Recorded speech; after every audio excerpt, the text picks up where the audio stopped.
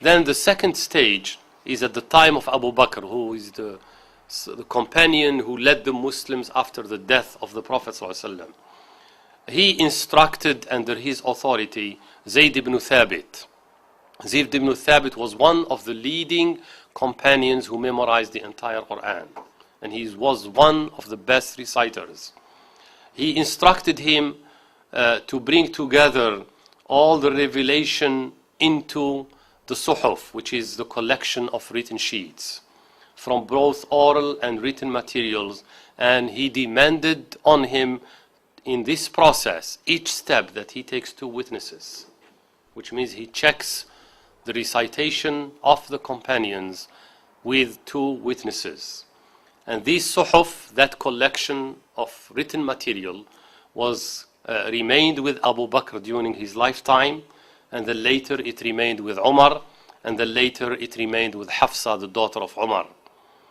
And then at the time of Uthman, a big endeavor took place, which is he instructed Zayd, the same Zayd ibn Thabit, may Allah be pleased with him, along with 3 companions this time, to prepare copies of the Suhuf.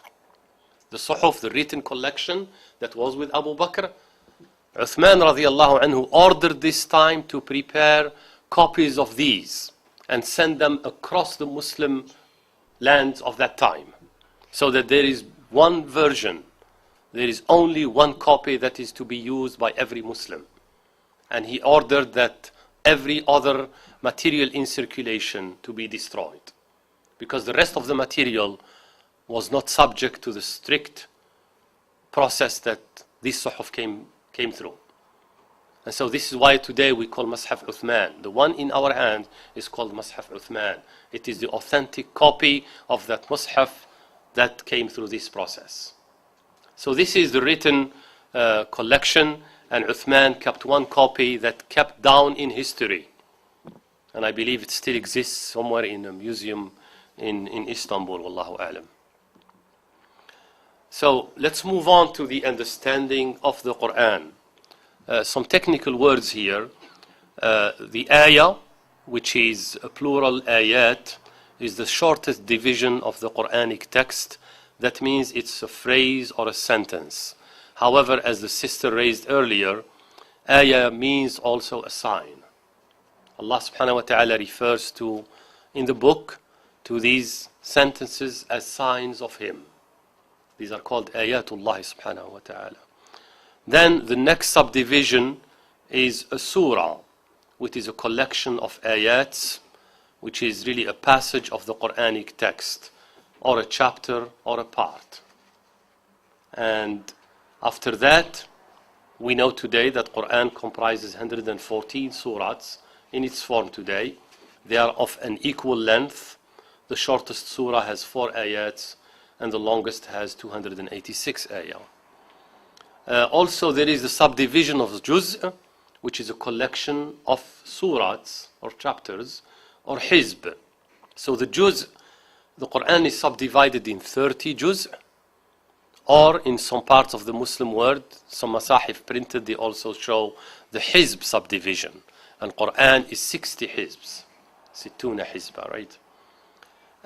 All surahs except Surah At-Tawbah begin with Bismillahir Rahmanir Rahim.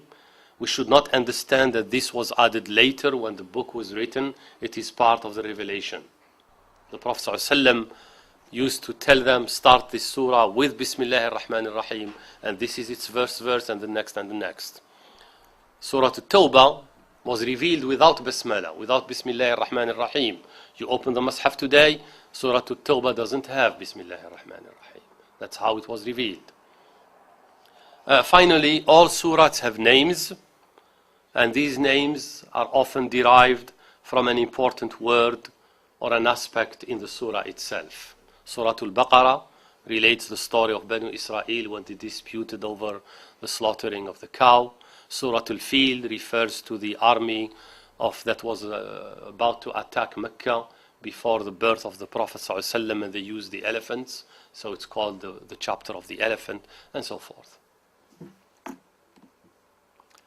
The Quran was revealed over 2 historical periods.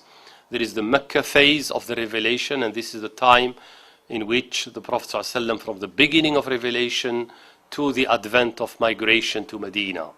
So it lasted about 13 years. This revelation, or revelation during this historical phase, it was characterized by the prime task of what the Prophet was to do.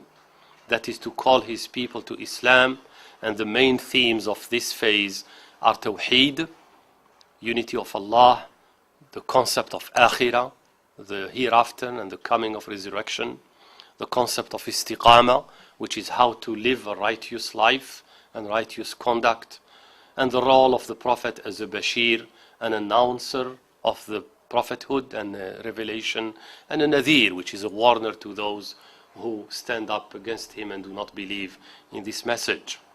The Medina phase of the revelation lasted from the time he migrated to Medina to the time of his death, peace be upon him, and it was about 10 years. The basic themes from the Meccan period remained, which means the emphasis on beliefs, conduct, and so forth still remained, but it was also revelation about what the needs of the Muslim community as it grows, social issues, issues of legislations, issues of ruling, issues of dealing with non-Muslims, and so forth. So these are much bigger issues than a smaller, the group that was earlier in Mecca. Also, in this Madani period, the revelation also addressed relations with non-Muslims, Ahlul Kitab, as well as An-Nas. Ahlul Kitab are the people of the book, referring to Christians and Jews, what they believe in, what is correct, what is not correct, how you should deal with them, and so forth.